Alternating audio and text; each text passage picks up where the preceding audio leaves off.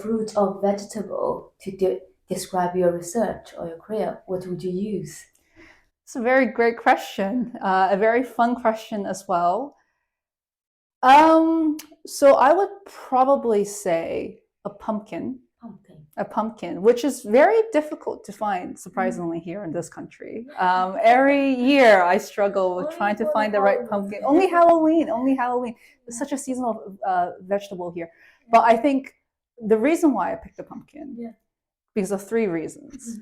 One, I think, with all fruits and vegetables and pumpkins related, it all kind of starts with a seed, right? And the seed allows some form of growth.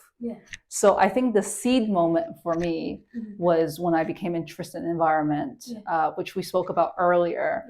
And I think that is so important, is that you have this moment where you just become interested in something. And you never know where, because you have these seeds planted in various interests, right? And you never know where that would take you. So I think in a way, like, there is this kind of growth that comes with it. The second thing is actually the fact that, I find pumpkins to be very versatile. Because you think about pumpkins, right? You can have pumpkin soup. I love pumpkin soup. I don't know how many people here love pumpkin soup. But pumpkin spice latte, anybody? Like, pumpkin spice latte are so popular, which unfortunately, I don't really drink coffee anymore, so I don't have it as much. And then pumpkins as a decoration during Halloween, during Thanksgiving. So you can see the multiple uses of a pumpkin. And I find that to really reflect my career, because like we spoke about before, I moved from engineering into geography. I moved from Canada, and in Canada, I went from Waterloo, then I went to McGill in Montreal. So I was moving from Ontario to Montreal across provinces, and then I came here to the UK. Another continent, exactly. So I feel like there's a lot of migration there as well, a lot of diversity in the environment.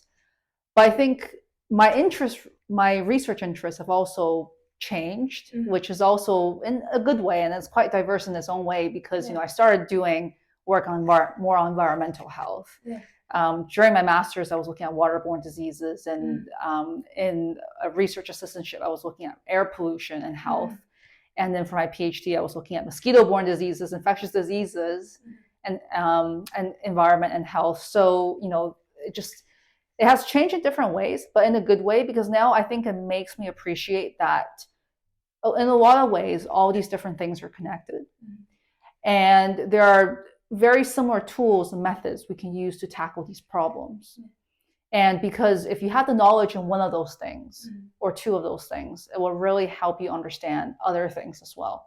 So for example, now we're looking at modern slavery at the University of Waterloo's Wright Lab. And although I knew nothing about modern slavery at the start, I felt like my background and my knowledge of spatial epidemiology and health and public health have really helped me understand the issues with data collection, issues with kind of understanding, and predicting the prevalence of these populations. All of these more, research factors, which I won't go into too much detail of, I think that has helped me a lot. And related to that is the opportunities to collaborate with very diverse individuals and partners and groups, and working with people with different backgrounds, for example, from mathematics, ecology, zoology, public health, vet sciences, anthropologists. And I find that to be extremely rewarding. So the many facets of a pumpkin, I say, would really represents my career. I'd say probably the last point that I wanted to make about this pumpkin analogy, this pumpkin example, is the resilience of a pumpkin, right? So why would I bring up resilience? I bought a pumpkin last October just for decorations in October, and I completely forgot about this pumpkin sitting on our shelf.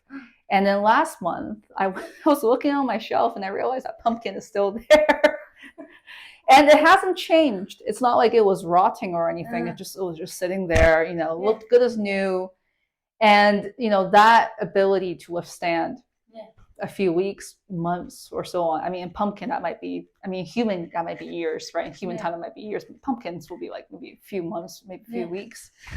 And I think about that in my career of building resilience. Because when I did my PhD, it was during COVID. So I think doing a PhD during the pandemic had a very unique set of challenges. And the thing about that is it was different for everybody. So, I mean, for me, myself personally, it was very different. I was in Oxford. A lot of it, I was kind of on my own. I was living in a studio flat, very tiny, probably just slightly bigger than this room, actually. Yeah, so I think like for some people, if you're really claustrophobic, you probably wouldn't really like that environment. But I managed to make it work. And I think a lot of it comes down to like just adapting to your environment and just learning to cope with that. But also, you know, before my PhD, you know, I had a lot of personal challenges and setbacks. And I, at some stage around that time, I wasn't even sure if I wanted to have an academic career. And so, you know, a lot has changed. And, you know, there were a lot of lows and highs, but it also kind of shows me that to get to the highs, you need to overcome the lows, right? And that process of moving upwards is part of being able to build resilience and adapt. So yeah, and also I just love pumpkins. So I think, you know, that just one of my favorite vegetables. I also really like pumpkins. Pumpkins also recalls me of a good memory that, because I don't know in Canada how they were sold, but my grandparents, they're actually more like farmers. So they grow pumpkins. I remember like you'll keep the seed inside pumpkin. Yes. And then you put it. It's such a small seed, and so in the front yard, because it's rural area, like then in summer you will see pumpkin flowers and pumpkin new leaves. You eat it, oh, that's and then lovely. with that pumpkin, it's covered the whole yard. Like just 1 year. Yeah, it is crazy to think about how you go from this tiny little seed to this massive vegetable, right? And I think it also shows again the fact that, you know, there is room for growth for and especially in academia, right? And I think that size is going to be different for everyone, but it shows that just like a pumpkin, your career can grow in different ways, depending on how, you know, where you plant these seeds and where you plant these ideas, and, you know, that could lead to many different opportunities. Thank you.